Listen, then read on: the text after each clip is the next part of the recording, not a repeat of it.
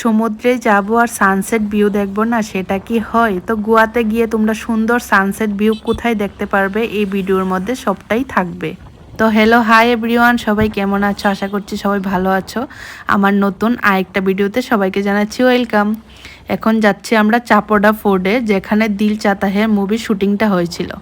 আর যেতে যেতে রাস্তাগুলি দেখো, এত সুন্দর, ঘরগুলার ডিজাইনগুলো মানে কি বলবো, এত সুন্দর, আমি ভিডিও না করে পারলাম না।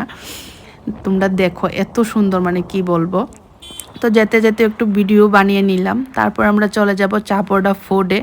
আর এই জায়গাটা ছিল অনেক ঠান্ডা রাস্তা। তারপর চাপড়া ফোর্টে গিয়ে এত গরম, ওইখানে একটা গাছ টাছ কিছু নেই, এত গরম কি বলবো। অনেকগুলা সিঁড়ি দিয়ে উপরে যেতে হয়, আর এখানে খুবই গরম কি বলবো। আর এখান থেকে ওই দেখো ব্যাগটর বিচটা দেখা যায়, যেখানে আমরা পুরো বিকালটা গিয়ে কাটাবো। খুব সুন্দর একটা বিচ। আর চাপড়া ফোর্টে কিন্তু দিল চাতা হ্যায় মুভির শুটিংটা হয়েছিল, যারা দেখেছো অবশ্যই তোমরা জানো।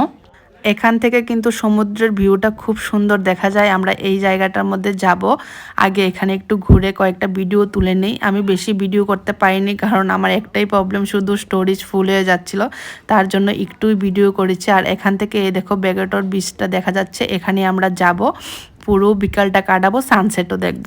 তো ওইখান থেকে বেরিয়ে আমরা চলে আসলাম ব্যাগটর বিচে। আর এটা কিন্তু সন্ধ্যার পরে বন্ধ হয়ে যায়, সন্ধ্যার আগ অবধি খোলা থাকে। তো এখানে গিয়ে আজকে কিচ্ছু ওয়াটার অ্যাক্টিভিটি করব না, কাল করব।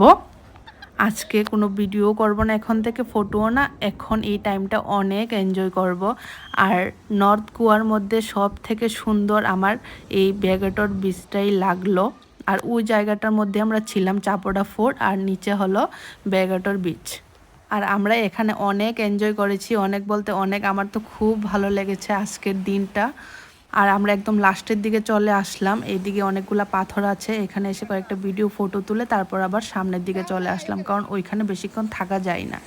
আর এই জায়গাটার মধ্যে এসে আমরা পুরো বিকালটা অনেক এনজয় করেছি। আর সানসেটটা কিন্তু এখানেই দেখবো আমরা আজকে। যারা তোমরা নর্থ গোয়াতে ঘুরতে আসবে অবশ্যই তারা এই ব্যাগটর বিচে আসবে, এটা কিন্তু খুবই সুন্দর একটা বিচ। তারপর আমরা অনেক এনজয় করে বসে বসে সানসেট ভিউটা উপভোগ করছিলাম।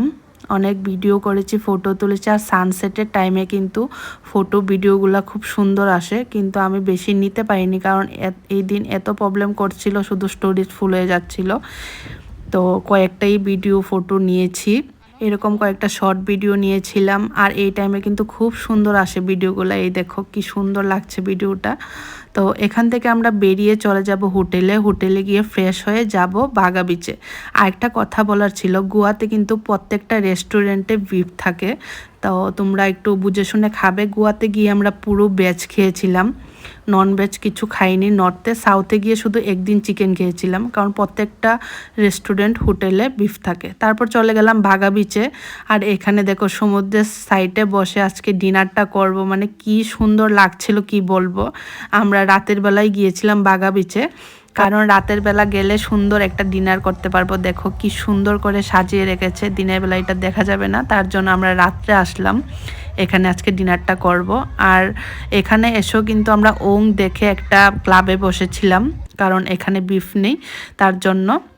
তোমরা যারা যাবে একটু দেখে শুনে খাবে আর কি, যারা এটা প্রবলেম হয়। আমাদের তো অনেক প্রবলেম, তার জন্য আমরা এরকম দেখে, ওই দেখো ওং লেখা আছে, এটা দেখি আমরা এই ক্লাবে এসেছি। তো গোয়াতে গিয়ে যেখানে তোমরা খাবে একটু দেখে শুনে খাবে। আর এই ভিডিওটা তোমাদের কীরকম লাগলো অবশ্যই সুন্দর একটা কমেন্টে জানাবে। আর এই ভিডিওটা এখানে শেষ করছি, সবাই ভালো থাকবে।